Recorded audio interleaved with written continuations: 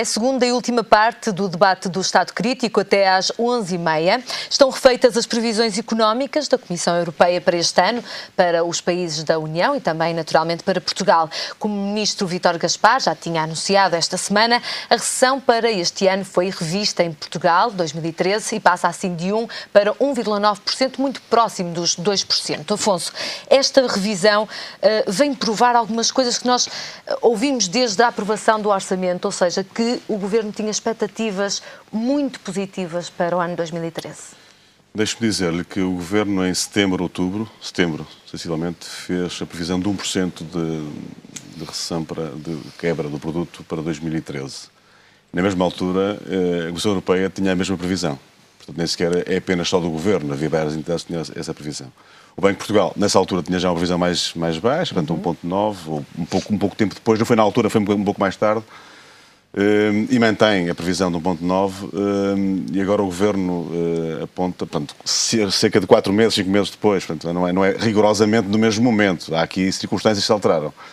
O que se passa claramente, repare, ainda hoje há notícias para todos os gostos, com muita informação, sobre aquilo que é a posição da Comissão Europeia e das entidades europeias em relação à evolução previsível no próximo ano para as várias economias. Portanto, há uma revisão em baixa para todas as economias. Como sabe, a própria Finlândia, por exemplo, para 2012 previa um ligeiro crescimento de 0,1 e houve uma quebra do produto para 0,4, 0,5. Portanto, a verdade é que a economia europeia está claramente arrefecida, digamos assim, permitem pôr as coisas neste termo, ou seja, não há previsão de crescimento económico. A Alemanha teve quebra de produto no último quadrimestre, em contraciclo que estava a acontecer nos primeiros três trimestres do ano, digamos assim.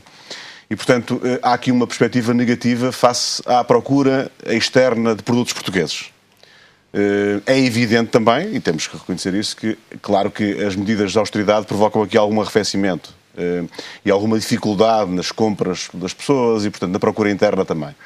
O que era expectável é que não houvesse tanta redução da procura interna no próximo ano, neste ano. E o Governo ainda hoje ou ontem ainda falou sobre esta matéria, portanto, era expectável e era desejável que não houvesse mais redução da procura interna. Portanto, é uma matéria que está em cima da mesa. Agora, a verdade é que a previsão da evolução da economia na Europa está a provocar aqui uma quebra de todo o produto no próximo ano. Não é apenas a Portugal, portanto, repara, é todas as economias, a Espanha, há várias notícias sobre essa matéria hoje divulgadas e, portanto, não me parece que... Agora, as previsões vão neste sentido. Nós gostaríamos todos que fosse noutro sentido diferente, mas a verdade é que não é expectável que haja em 2013 uma grande evolução da economia. Agora, para 2014, deixe-me dizer também que é importante, quer Portugal, quer as entidades europeias, prevêem para 2014 já um crescimento económico mais ténue, mas uma recuperação da economia para 2014. Vamos ver como é que vai ocorrer, mas a verdade é que é isso que se aponta. Até porque uma recessão de 2% depois será mais difícil de reverter no próximo ano. Porquê que diz que é mais difícil de reverter? Sabe que somos uma economia pequena. É um número maior. Não, somos uma economia pequena, uma economia dependente, aberta ao exterior e, portanto, há aqui vários fatores que... Até externos. Absolutamente. E depois também há fatores internos. Repara, por exemplo, as dificuldades, o desemprego, sem dúvida, que há aqui um efeito, para mim, é das questões mais graves que nós temos aqui no país também para resolver. Claramente que é o desemprego e, portanto, nessa matéria estamos muito de acordo. É das matérias mais preocupantes no curto prazo, porque afeta a vida das pessoas, afeta as pessoas diretamente e, portanto, sem dúvida que é das coisas mais importantes que temos para tratar. O que eu espero, deixe-me já agora dizer isto também, é que, e o Governo já apontou nesse sentido, aliás, o Ministro das Finanças falou na Comissão de Finanças e falou também nesses termos, é que haverá aqui uma preocupação grande, dado que o desemprego está com níveis muito elevados e, portanto, uma grande preocupação nos próximos meses, neste ano, para se pensar mais fortemente em medidas de apoio à economia e apoio ao investimento. Agora, tem que haver esta percepção. Só se consegue reduzir o desemprego havendo crescimento económico, havendo investimento na economia. Há quem defenda que é pelo investimento público, mas isso foi o que nos levou ao estado em que estamos. Ou seja, como sabe, na primeira década do século XXI, o crescimento foi praticamente zero, foi 0,6, portanto foi anémico, não existiu, e a dívida duplicou para os níveis que tivemos e atingimos o estado em que chegamos em 2011 quando recorremos à Troika. Portanto, esse estado não é o que se pretende. Agora, esta fase de ajustamento é difícil, é claramente difícil e está a trazer dificuldades às pessoas. E essa parte é a parte mais preocupante, sem dúvida. O Ministro das Finanças disse ser razoável conjecturar que Bruxelas dê mais um ano a Portugal face à revisão em baixa das projeções económicas. Hilda, a Comissão diz que só depois da 7ª avaliação da Troika é que se poderá ser avaliada esta possibilidade. Quais são as novidades que esta avaliação pode trazer para a Troika, para que a partir daqui seja de facto avaliado esta possibilidade que o Ministro das Finanças falou? Olha, 3 breves observações. A primeira é que o Ministro das Finanças, no espaço de 2 meses, aliás, inferior a 2 meses, reconhece que as suas previsões estavam erradas. Porque foi 2 meses. Foi menos de 2 meses, porque o orçamento foi aprovado em dezembro. Sim, mas foi aprovado em dezembro. Ele podia o ter alterado e podia ter dito nessa altura que aquilo já não era certo. Aliás, como do meu partido e de outros lhe disseram que aquelas previsões estavam erradas. Ele dizia que não, e que não mexia e que não ia alterar em nada e que tinha que ser tudo cumprido e que não pedia nenhuma alteração, nem de negociação de prazos, nem de verbas, nem de coisa nenhuma. Passaram pouco mais de 50 dias e fez tudo ao contrário. As previsões estão erradas, já pede mais um ano, enfim, é tudo ao contrário. Mas mais grave do que isso é que mesmo aquilo que ele está agora a dizer, se não for alterada a política, também não vai ser cumprido. Porquê? Bom, pelas mesmas razões que não foi cumprido até agora. Porque uma política de dita austeridade, de corte de salários, de corte de apoios, de corte de investimento, de corte de reformas, gera uma profunda recessão, diminui o poder de compra das pessoas, diminui a atividade económica, leva ao encerramento em série de pequenas e médias empresas, do comércio, da indústria, do artesanato, da agricultura, das pescas. Conclusão, leva ao empobrecimento geral e ao afundamento do país. E ele não mudou nem uma vírgula nisto. Pelo contrário, anuncia mais cortes. E então, mesmo isto que ele diz que vai ser, afinal, o déficit, não vai ser muito mais. E, superior a 1,9%, poderá 2%, ser... 2%. Sim, a 2%. Disse a Comissão. Sim, mas o Governo prevê... Sim, poderá ser, se a política não for alterada. E por isso nós dizemos, parem quanto antes. Acabem com estas políticas. Exijam, façam uma renegociação completa da dívida. Não é possível continuar com esta situação. E aumentem os salários, aumentem o investimento, as pensões, os apoios sociais para dinamizar a atividade económica, para pôr o país a produzir. Hilda, esta 7ª avaliação pode trazer uma radiografia mais pesada, ou seja, pode levar a Troika, de facto, a dar mais um ano a Portugal, a dar novas condições ao país? Olha, eu acho inadmissível esta posição europeia e do Fundo Monetário Internacional, que também se vai virar contra eles próprios, apesar de, como ainda hoje foi divulgado, estarem a ganhar muito com estas políticas ditas de apoio aos países periféricos. Ainda hoje foi divulgado que o Banco Central Europeu ganhou mais de 1.100 milhões de euros de juros com os empréstimos que fez. Ora, o Fundo Monetário Internacional deve ter ganho algo idêntico. Claro, e quem é que está a pagar isso? Os portugueses, os gregos, os espanhóis, para eles, banca internacional, estarem a atingir estes lucros fabulosos com os juros que naturalmente nós estamos a pagar. E isso é inadmissível. Isto devia terminar quanto antes e, portanto, a avaliação da Troika para mim não tem valor nenhum. Luís, o líder socialista enviou uma carta à Troika a pedir que a 7ª avaliação seja uma avaliação política, feita por responsáveis políticos e não por técnicos. Porquê é que é feito este pedido? Porquê é que se pede, então, esta avaliação política e não técnica? Então, o que é que as pessoas podem perceber daqui? Nada. Eu acho que essa é uma afirmação assim um bocado tola. porque, perdoe-me a expressão, mas é uma afirmação um bocado tola e um bocadinho para distrair de ouvir. Porque a avaliação política... Ora bem, vamos lá ver uma coisa. A única avaliação não é que ainda... feita a avaliação Não, porque a avaliação política também é feita... A avaliação política é uma avaliação diplomática e para os políticos europeus, Portugal é um excelente exemplo a seguir e está a cumprir com tudo aquilo que lhe foi exigido de uma forma exemplar.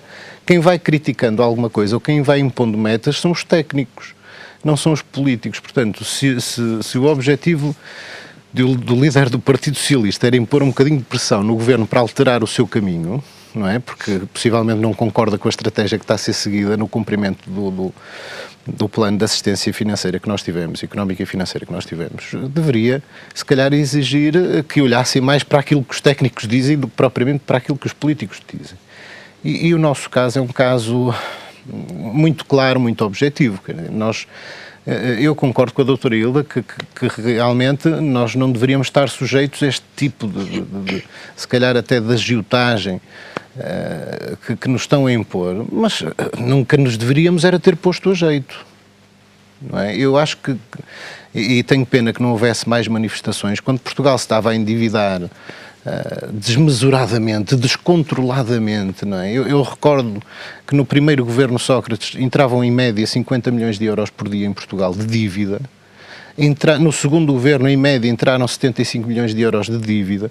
Em 2005, a nossa dívida pública era de 62%. Quando este governo entrou em funções, era de 114% do PIB.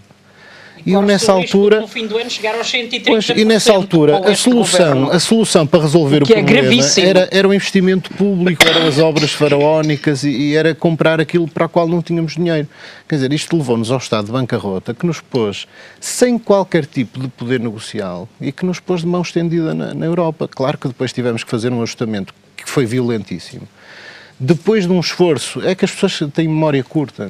Quando em 2005 o reconhecido ilustre economista, na altura governador do Banco de Portugal, a meio de 2005, inventou um déficit com premissas que só ele é que sabe, de 6,83%. O país e o povo esteve a levar pancada e esteve a sacrificar-se e a pagar impostos. Nunca na vida houve um aumento de impostos tão alto como nessa altura.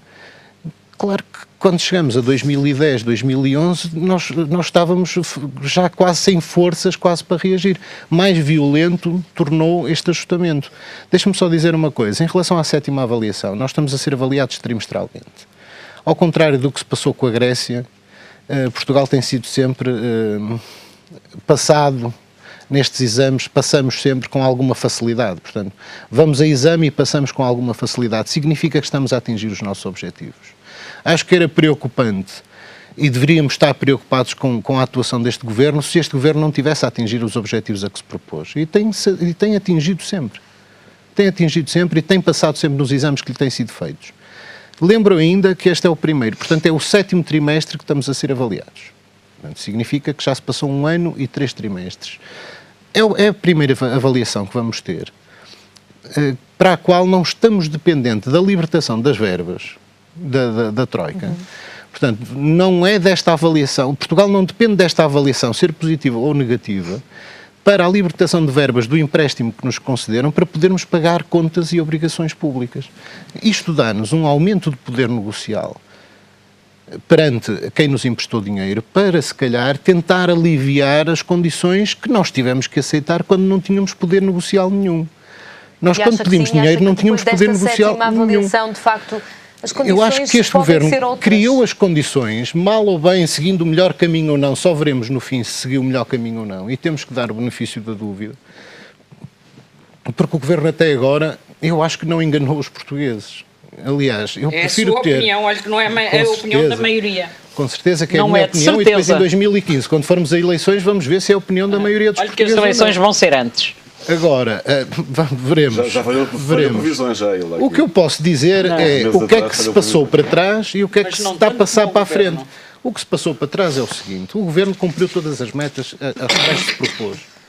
Nós cumprimos o déficit. Isto era mau, era se o governo se comprometesse a atingir um déficit orçamental e não tivesse cumprido. Cumprimos, sim, senhora. Nós conseguimos cumprir as metas de déficit para 2012. Vamos ver para 2013. Há um ano atrás estavam os arautos da desgraça todos a dizer que nós não íamos cumprir o déficit para 2012 e os objetivos impostos cumprimos. Portanto, vamos dar mais um ano. Isto tem que, quando se está com as dificuldades que nós temos que viver período a período. Com menos Eu repito, é a primeira revisão na qual nós não estamos dependentes da libertação de dinheiro para poder cumprir com as nossas obrigações. Ou seja, há alguma folga negocial. Há uma folga e acredito que os nossos responsáveis vão usar esse aumento de poder negocial para pedir, se calhar, mais um ano, para não termos que ajustar tudo de uma vez ou tudo neste ano. E acredito ainda que vamos conseguir ultrapassar os nossos problemas de uma forma satisfatória. Em relação ao facto do Ministro ter ajustado... Não lhe chamo assim, mas pronto. Em relação ao facto do Ministro ter comunicado o ajustamento das suas previsões. Um orçamento de Estado para 2013, efetuado em setembro, com dados se calhar reportados a julho, é natural que esteja sujeito a ajustes e desvios.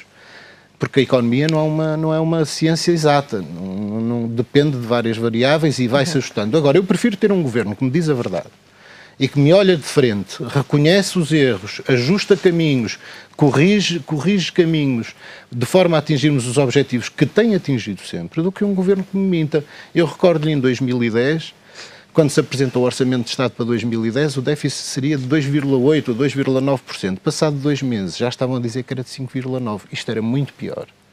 Agora é só o dobro. Eu tenho mesmo que avançar.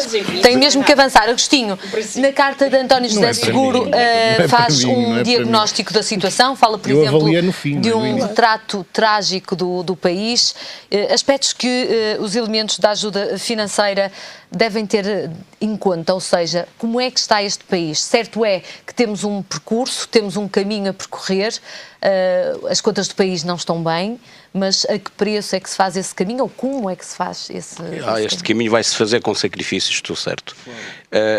Os diferentes setores da sociedade têm que estar preparados para isso, já nos apercebemos, e no que diz respeito, por exemplo, à educação ou à saúde, e eu costumo dizer que a educação, acima de tudo, porque é a partir daí que depois surge todo o resto da sociedade, pessoas bem educadas fazem o resto.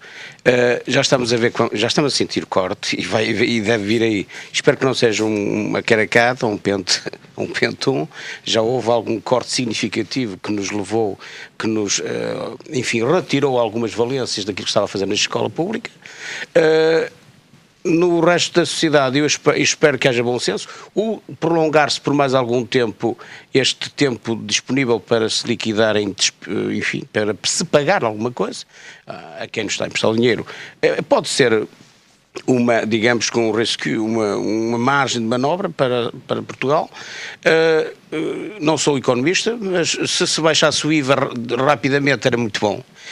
Para promover, como dizia o Afonso, o investimento rápido, começasse a haver um fôlego significativo na sociedade, que as pessoas pudessem, os pequenos e médios empresários, pudessem voltar a ir ao mercado e ir à banca, se possível, e começar a fazer investimentos seguros e renovar o tecido social, investindo, compra e vende, consumindo, vivendo.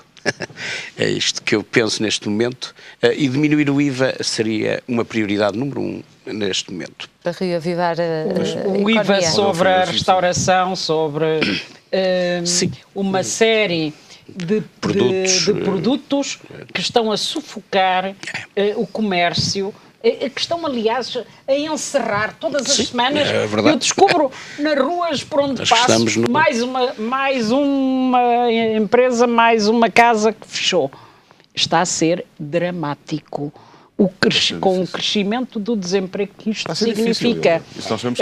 Mas isto tudo não está a ser feito para pagar as dívidas do país, do nosso povo. Está a ser feito para pagar as dívidas dos banqueiros, das suas medidas e ações especulativas. Porque ainda agora 1.100 milhões de euros foram para o Banif. Provavelmente mais de 7 mil milhões para o BPN, para o Banco Comercial, vamos ver, para o BPI também. Do tal empréstimo, quase metade foi para pagar juros. E mais de 12 mil milhões de euros foram diretamente para os senhores banqueiros. Ora, isto é algo inadmissível, porque eles transformaram a dívida que era privada da especulação temos mesmo que avançar para o na nosso dívida tema pública que nós todos temos que pagar. Antes de avançarmos, uma última, chega um minuto. Só mesmo uma questão muito rápida. Duas questões muito rápidas. Uma questão tem a ver com o facto do alargamento do prazo. Não se está a falar aqui de alargar o prazo da Troika, portanto, o prazo de 3 anos, nem se está a falar de mais dinheiro da Troika. O que se está a falar aqui de algo... São metas. Vamos ver como é que vai ser, mas é um prazo que tem a ver, por exemplo, com o déficit. Esperemos que assim seja. Mas a ele vem sempre com esta questão dos bancos. E as questões das metas são importantes. É o que nós estamos a pagar. No fundo, cria aqui algum espaço. Agora, ele vem dizer uma coisa que diz sempre isto, já lhe expliquei que não é assim. Por exemplo, vou dar o exemplo não estou a dizer que as coisas... Porquê que não põe os estaleiros navais de Viana do Castelo a funcionar posso com falar? 3 milhões de euros, mas tem 1.100 tem que ser uma coisa de cada milhões vez. O Banif, eu agora não vou discutir se foi um montante elevado ou muito baixo. Foi um financiamento. Sabe qual a taxa de juros que o Banif vai pagar ao Estado português? Se pagar. Sabe qual é a taxa de juros contratada? Alguma coisa. Sabe qual é? Se pagar alguma coisa. É à volta de 9,5%, 10%. Portanto, o que estava a dizer há um bocado, que é dar dinheiro aos banqueiros e à banca, não é assim. Pode ser uma coisa. Não é uma questão de negócio. Estou a dizer que o Estado português... Hilda, deixe-me dizer. O que estamos a falar é que o financiamento para recapitalizar os bancos é feito pela Troika e pelo Estado português, a taxas de juros muito elevadas, até para desincentivar os bancos e rapidamente pagar. Olha, Deus queira que o Banif venha a pagar alguma coisa. Eu não estou agora aqui a falar sobre isso. Deus queira. Estou a dizer, é isso que está estabelecido, que é o contrário do que disse. Hilda, mas é o contrário do que disse. Vamos esperar para ver então se há ou não o pagamento deste empréstimo. É o contrário do que disse. Vamos passar para o nosso terceiro tema. Vamos sair do plano nacional e vamos até ao plano regional. Vamos até à cultura. Já arrancou a 14ª edição do Correntes de Escrita na Póvoa de Varzim, edição 2013. Este é o maior encontro de escritores da expressão ibérica. Um exemplo de como as autarquias podem investir, por exemplo, na cultura, na democratização da cultura, Afonso. Claramente. Eu acho que este é eu conheço bem e tenho aqui alguma, como deve imaginar, sendo da Póvoa de Varzim, e eu tenho uma enorme estima por este festival e por este evento. É realizado. Sim, e vai dizê-lo a seguir, ainda bem. Mas é um belíssimo exemplo. Acho que vamos conseguir a concórdia agora. Acho que sim, ainda bem que sim. São 14 anos de um evento, é claramente reconhecido por todos, quer os editores, quer os livreiros, quer os escritores.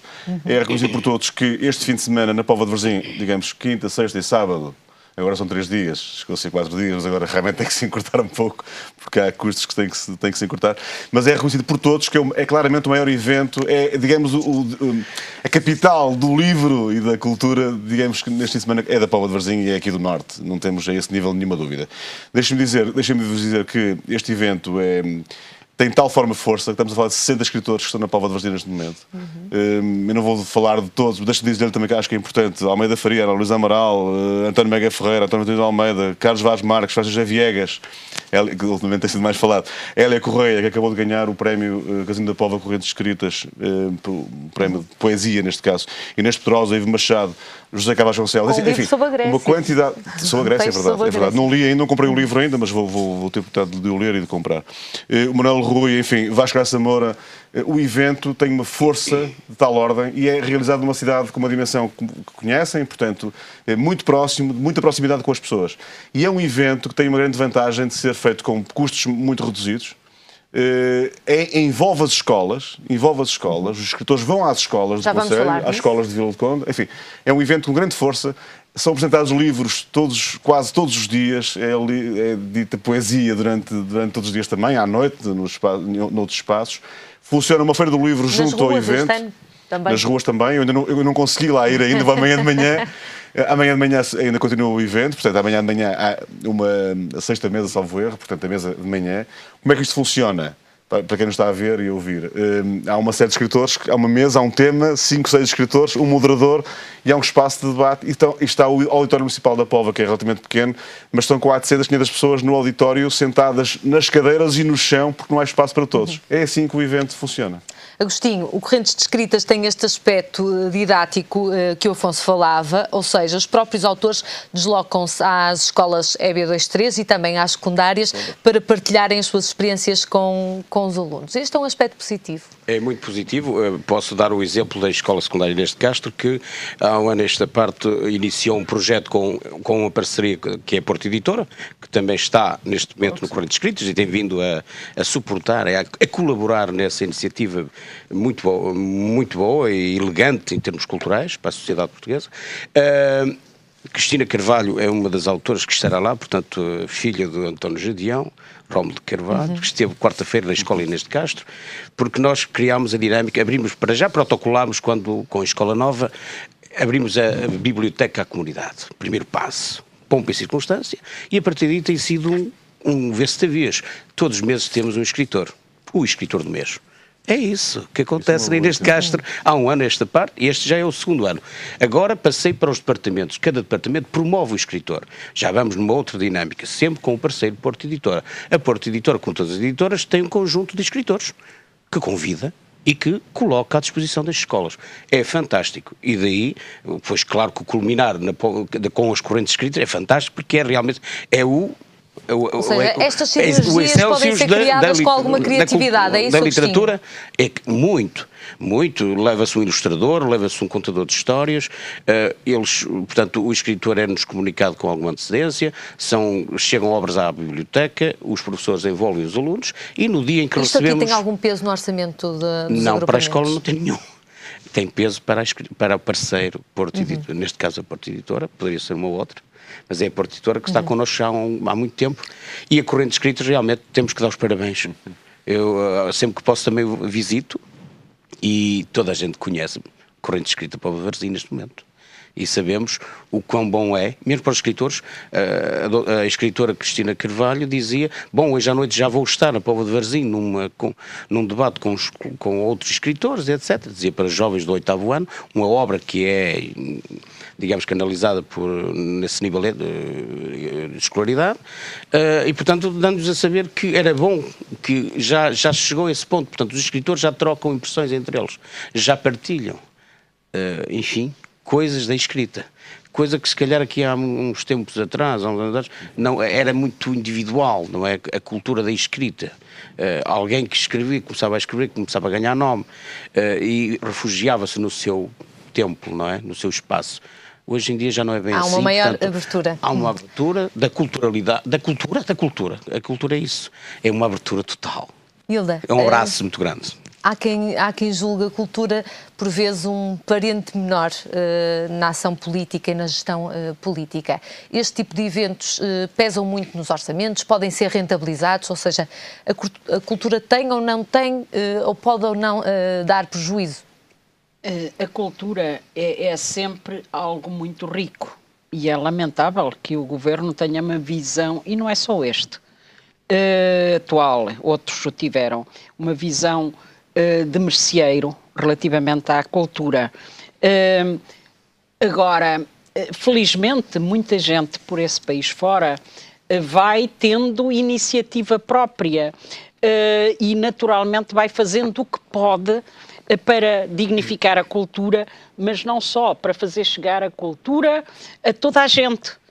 Porque a cultura tem que ser uma partilha, não pode ser uma torre onde se encerram digamos, os bem-pensantes e aquilo que é produzido ou criado. Não, tem que ser algo partilhado com todos, e isso é que é cultura. Eu creio que esta experiência da Póvoa é uma experiência positiva e que merece naturalmente o nosso reconhecimento. E por isso eu estava a dizer que não sou da Póvoa e aprecio este evento. Mas há muitos outros. Eu própria, por exemplo, com Agostinho Santos, fazemos há um ano, desculpem lá, mas faz agora este mês de fevereiro um ano, vamos fazer tertúlias culturais no ateliê do Agostinho Santos, que eu própria dinamizo, com escritores, com gente do teatro, da pintura, da arte em geral. Por exemplo, o mês passado tivemos lá 4 escritores que também estão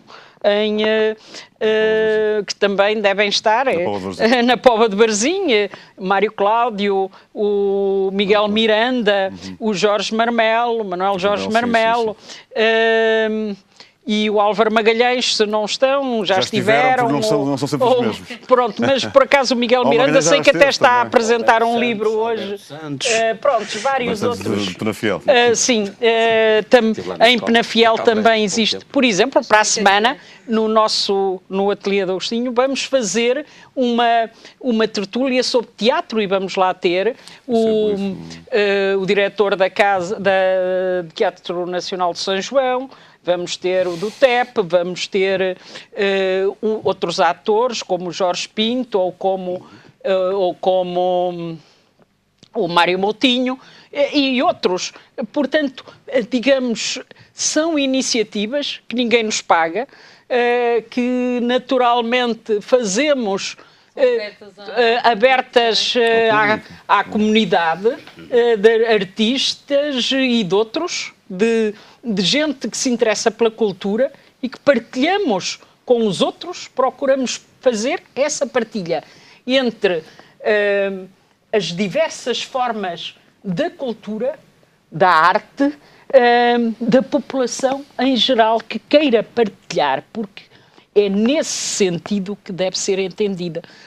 O Estado podia fazer muito mais com custos baixíssimos e foi por isso que eu falei deste exemplo, porque são iniciativas... E também o exemplo do Agostinho, por exemplo, num agrupamento...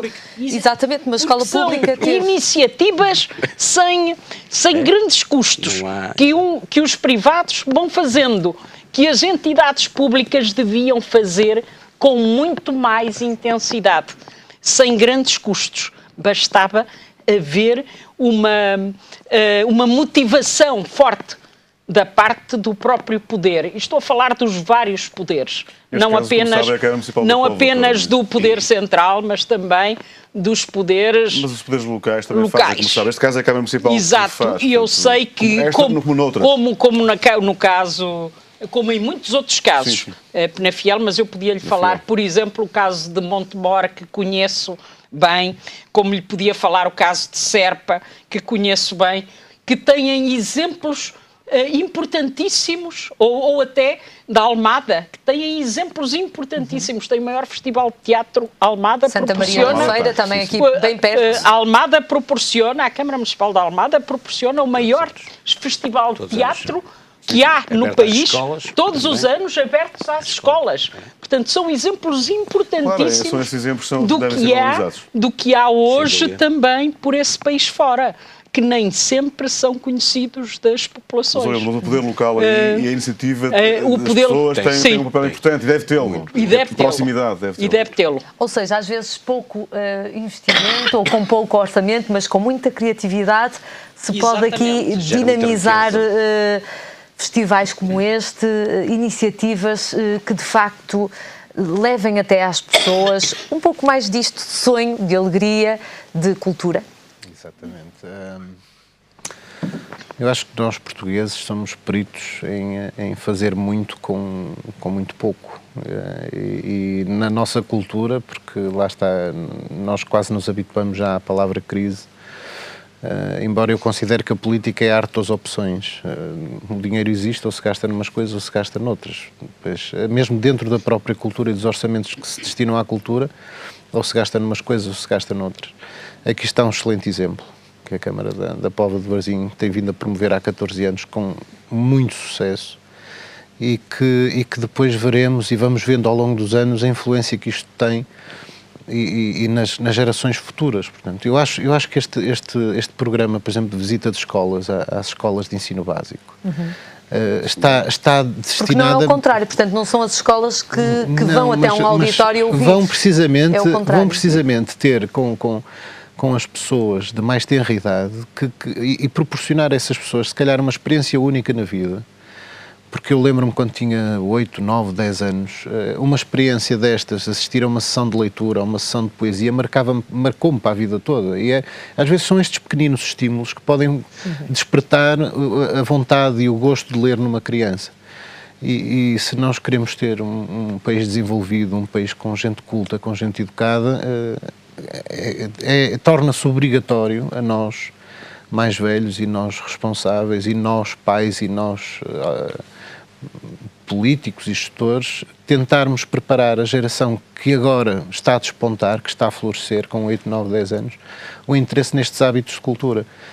Ler um livro, acho que é a forma mais interessante de viajar sem sair do sítio. Não é? A forma mais económica, é a forma mais barata. Eu já corri o mundo inteiro só através de um livro, sem sair do sítio. Portanto, num tempo de crise, que melhor forma de cultura poderemos dar aos nossos filhos, às nossas crianças, e é muito mais saudável do que jogar numa PlayStation, não é? A dar tiros e facadas. Oferecer um livro aos nossos filhos. Eu li muito enquanto criança e acho que isso nunca me fez mal nenhum. E lá está, e as PlayStations fazem mal aos olhos, não é? Os livros não, porque o papel hoje em dia até é produzido, o papel dos livros é produzido de forma a não ofender a vista.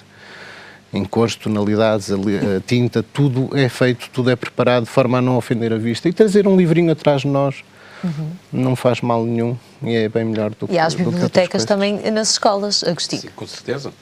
É tudo muito... O livro será sempre o livro, permanecerá no tempo. O digital é o digital. Quando se desliga a luz, não há digital e o livro permanece. Há agora aquela nova modalidade também dos audiobooks, ou seja, livros. É muito usado também nas escolas. Sim, cada vez mais. Ainda hoje recebi uma entidade que vai oferecer gratuitamente a quem quiser, as escolas do país, agora para as escolas públicas, iniciaram no privado, que é o Educ, ou seja, uma nova ferramenta com toda a privacidade e mais alguma, de forma a proporcionar a um intercâmbio, a uma partilha global, desde o encarregado de educação ao aluno, passando pela escola, professores e etc. e demais intervenientes no processo educativo. Ou seja, uma ferramenta fantástica. Tive uma hora a ouvir os autores, os mentores e as pessoas que construíram o programa, o Educ, portanto, educar pela web, uma ideia fantástica, em que se pode partilhar e não sair de casa, ou seja, é um livro digital, é uma ferramenta em que se pode fazer intercâmbio constante, mesmo estando doente ou não incapacitado de ir à escola e ali fazer ou realizar as tarefas sem perder muito tempo, não é? É uma plataforma gratuita. Exatamente. Fantástico. Eu acho interessante, naturalmente as novas tecnologias vão trazer muita coisa, mas eu queria deixar um alerta, é que nós somos seres sociais e a socialização das nossas crianças e dos nossos jovens é algo muito, muito importante. E isso também exige uma educação com partilha, que dificilmente se consegue só com a utilização das ferramentas eu acho que não há nada mais delicioso do que tecnológicas. Já eu desta vez estamos de acordo. Por isso, eu acho que, digamos, é preciso encontrar aqui algum equilíbrio. Há pouco o Agostinho falava no contador de histórias, que é algo que eu julgo que nos últimos anos tem sido novamente reavivado. É eu acho importante. Eu acho isso importante. Acho que o teatro, com as suas diferentes formas de intervenção, desde as formas mais clássicas de sala até às formas mais coletivas e de rua, passando pelas escolas, pode desempenhar um papel importantíssimo e lamento, já agora, leve esse recado, senhor deputado, e lamento que a Secretaria de Estado da Cultura esteja a fazer o que está a fazer com este concurso dos teatros, em que, por exemplo, aqui no Porto, das 28 companhias, se sabe que só 8 é que vão ter um apoio. E eu ouvi há dias um deles a dizer assim, um dos membros de uma dessas companhias, que ainda não sabe se a dele vai ser ou não contemplada, a dizer eu só faço política até ao fim do mês. Provavelmente a partir daí deixo de existir. É algo, ficou a mensagem. É algo terrível. Aliás, as programações dos teatros têm passado, antigamente, já foram anuais, agora quase mês a mês. Por isso, a impedir esta partilha que eu estou a falar, de que estamos aqui a falar, às vezes com pequenas verbas, mas o suficiente para os incentivar. Sim.